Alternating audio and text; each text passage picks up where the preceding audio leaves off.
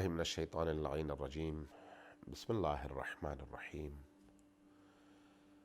قال اللہ تبارک و تعالی فی کتابہ المجید لقد کان لکم فی رسول اللہ اسوۃ حسنۃ۔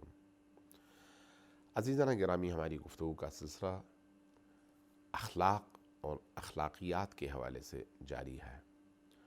گزشتہ گفتگو میں حیات انسانی کے سرمایے کے طور پر اخلاقیات کا تذکرہ ہوا اور قرآن کی 11 قسموں کے نتیجے میں اللہ نے جو چیز ہمارے ذہنوں میں بٹھانے کی کوشش کی اور ہمیں سمجھانے کی کوشش کی، اس کے حوالے سے تذکرہ ہوا کہ فَأَلْهَمَهَا فُجُورَهَا وَتَقْوَاهَا، قَدْ أَفْلَحَ مَنْ زَكَّاهَا، کامیاب ترین انسان وہ ہے جس نے اپنا تزکیہ کیا، وَقَدْ خَابَ مَنْ دَسَّاهَا، اور ناکام ترین انسان وہ ہے جس نے اپنے آپ کو آلودہ کیا اور اپنے آپ کو خراب کیا۔ اس کا اجمالی اس حوالے سے ایک گفتگو کل آپ کی خدمت میں، کل کی نشست میں، گزشتہ نشست میں پیش ہو چکی۔ آج اسی موضوع کو ذرا مزید کھولتے ہوئے ہم آگے بڑھیں گے۔ قرآن کریم نے 11 بار قسمیں کھانے کے بعد 2 حقیقتیں انسان کو بتائی ہیں۔ ایک حقیقت تو یہ ہے کہ اللہ تبارک و تعالیٰ نے خلقت انسانی میں یہ 2 حقیقتیں چھپا کر رکھی ہیں کہ اس کے اندر خیر کی طاقت بھی ہے اور شر کی طاقت بھی ہے۔ فَأَلْهَمَهَا فُجُورَهَا وَتَقْوَاهَا، فجور کی طاقت بھی اور تقوی، پاکیزگی، نیکی اور طہارت روح کی طاقت بھی، یہ 2 طاقتیں اس کے اندر ہیں۔ ان 2 طاقتوں کو انسان کے سپرد کرنے کے بعد ان 2 طاقتوں کے استعمال میں توازن برقرار رکھنے کے لیے اللہ تبارک و تعالیٰ نے اپنی اس مخلوق کو، جس کو ہم انسان کہتے ہیں، عقل کے ترازو سے نوازا ہے۔ عقل وہ دولت ہے جس کے ذریعے سے فجورہا کو بھی کنٹرول کیا جاتا ہے اور تقواہا کو بھی آگے بڑھایا جاتا ہے۔ ایک توازن رکھا جاتا ہے انسان کے مزاج، اس کی جبلت اور اس کی فطرت کے اندر موجود ان خصوصیات کے درمیان۔ اور اس کا نتیجہ کیا ہے؟ نتیجہ یہ ہے کہ جس شخص نے افلح من زکاہا، اپنے آپ کو پاک کیا، وہ فلاح پا گیا۔ پاک کرنے کا مطلب کیا ہے؟ اپنے آپ کو اس اخلاق خداوندی سے، اخلاق رسالت مآب سے، اخلاق علوی سے، اخلاق اہل البیت سے مزین کیا، زینت بخشی۔ وَقَدْ خَابَ مَنْ دَسَّاهَا، اور جس نے اپنے آپ کو آلودہ کیا، اپنے آپ کو ان خوبیوں سے، تقوی اور پاکیزگی کی خوبیوں سے محروم کیا، اپنے اندر جبلی خواہشات کو پروان چڑھنے دیا، اس نے اپنا سب سے بڑا نقصان کیا۔ اب اس نقصان اور فائدے کے درمیان توازن برقرار رکھنے کے لیے انسان کو جو ہتھیار دیا گیا، سرمایہ دیا گیا، وہ انسان کی عقل ہے۔ اس لیے یہ بات ذہن میں رکھیے گا کہ انسان کا کسی چیز کو صرف جاننا اس کے زندگی کے اندر توازن برقرار رکھنے کے لیے کافی نہیں ہے، بلکہ اس کا ایمان شرط اول ہے۔ ایمان ہو اس کو۔ جو لوگ چوری کرتے ہیں ان سے اگر آپ پوچھیں کہ کیا چوری اچھا عمل ہے، کبھی بھی وہ تائید نہیں کریں گے، کبھی بھی قبول نہیں کریں گے۔ وہ کہیں گے کہ چوری بہت برا عمل ہے۔ آپ بدترین قاتل کو پکڑ کر جب کہیں گے کہ تم نے یہ کام کیوں کیا، تو وہ یہ نہیں کہے گا کہ میں نے بہت اچھا کیا، وہ کہے گا مجھ سے غلطی ہوئی ہے۔ شراب پینے والے سے آپ پوچھیں گے، وہ کہے گا مجھ سے غلطی ہوئی ہے۔ کسی بے گناہ کو مارنے والے سے پوچھیں گے، وہ کہے گا مجھ سے غلطی ہوئی ہے۔ جھوٹ بولنے والے کا جھوٹ پکڑیں گے، وہ کہے گا مجھ سے غلطی ہوئی ہے۔ شراب پینے والے کو پکڑیں گے آپ، وہ کہے گا مجھ سے غلطی ہوئی ہے۔ اخلاقی فساد، بے راہ روی اور بد کرداری کا ارتکاب کرنے والے سے آپ پوچھیں گے، وہ کبھی بھی اس پر فخر نہیں کرے گا، بلکہ سر جھکائے گا اور کہے گا مجھ سے غلطی ہوئی ہے۔ اس کا مطلب کیا ہے؟ اس کا مطلب یہ ہے کہ انسان کی فطرت کے اندر خوبیاں ودیعت کی گئی ہیں، اور اس کے ساتھ ساتھ برائی کی خواہش بھی رکھی گئی ہے، اور رکھنے کے بعد انسان کو عقل کی دولت سے اس لیے نوازا گیا ہے کہ وہ ان دونوں میں سے درست کا انتخاب کرے۔ کبھی انسان کی شہوات، اس کی خواہشات اس کے عقل پر غلبہ پا جاتی ہیں، نتیجتاً وہ نیکیوں کا رستہ چھوڑ دیتا ہے اور برائیوں کے رستے کا انتخاب کرنے لگتا ہے۔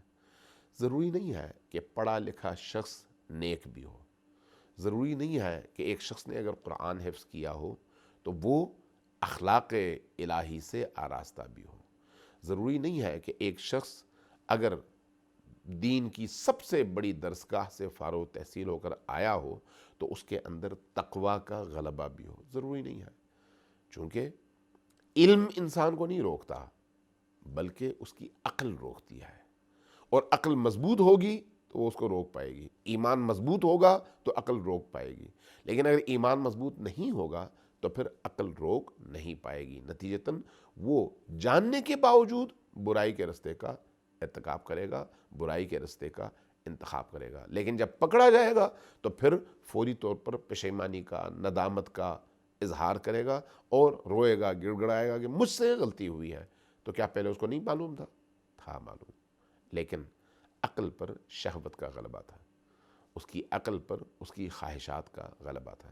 اس لیے امیر المومنین علی ابن ابی طالب علیہ السلام نے بڑا انمول جملہ ارشاد فرمایا کہ رب عالم قد قتلہ جہلہ، کتنے ایسے عالم ہیں، اہل علم ہیں، جن کو ان کی جہالت نے قتل کر دیا۔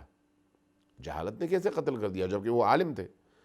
فرماتے ہیں وَعِلْمُهُ مَعَهُ لَا يَنْفَعُهُ، اس کو علم تو تھا، اس کے اندر علم کی طاقت موجود تھی، علم کا چراغ، علم کا نور موجود تھا، لیکن اس نور اور اس علم کے چراغ نے اس کو روکا نہیں۔ کیوں؟ اس لیے کہ اس کی جہالت نے اس علم کا گرہ دبا دیا تھا، اس کی جہالت اس پر غالب تھی، اور وہ جہالت کیا ہے؟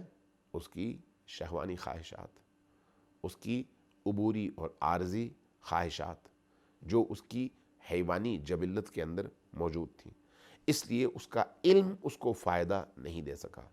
یہی وجہ ہے کہ آپ پاکستان کے اندر یا ہندوستان کے اندر مختلف اوقات میں مختلف مدارس کے حضرات کو بعض انتہائی بھیانک جرائم کے ارتکاب کے نتیجے میں میڈیا کے سامنے پیش کرتے ہوئے دیکھتے ہیں، اعتراف جرم کرتے ہوئے دیکھتے ہیں، اخبارات میں سرخیاں پڑھتے ہیں۔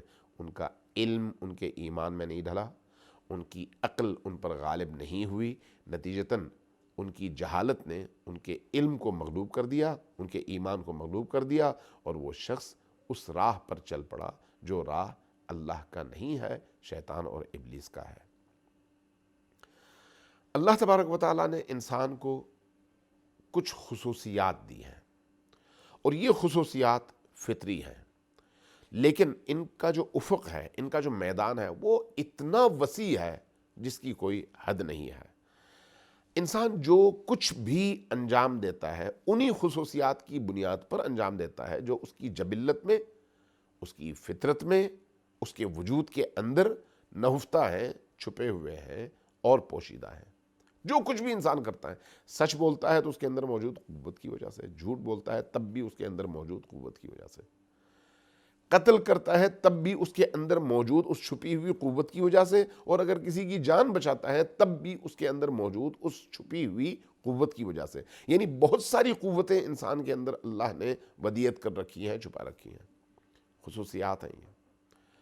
ان خصوصیات میں سے چند ایک کا تذکرہ کر لیتے ہیں۔ مثلا انسان کے اندر خدا پرستی کی خواہش ہے، خدا جوئی کی خواہش ہے، خدا کو تلاش کرو، یہ انسان کی فطری خواہش ہے، فطرت کے اندر موجود ہے۔ جب اس فطرت کا استعمال عقل کی روشنی میں وہ کرتا ہے تو اس کا رخ کعبۃ اللہ کی طرف ہوتا ہے، لیکن جب عقل کی روشنی میں اس خدا جوئی کی فطری خواہش کا استعمال نہیں کرتا تو نتیجتاً اس کا رخ بت کی طرف ہوتا ہے۔ یعنی بت پرستی اور خدا پرستی میں اگر فرق ہے تو وہ اسی عقل کے استعمال اور عدم استعمال کا فرق ہے۔ جب یہی عقل انسان کی اس فطری خواہش کا رخ اللہ کی طرف نہ موڑ سکے، عقل کمزور ہو، تو اس کی جہالت غالب آ جاتی ہے اور وہ ایک بت کے سامنے سر جھکا لیتا ہے اور اس کو اپنا معبود ماننے لگتا ہے۔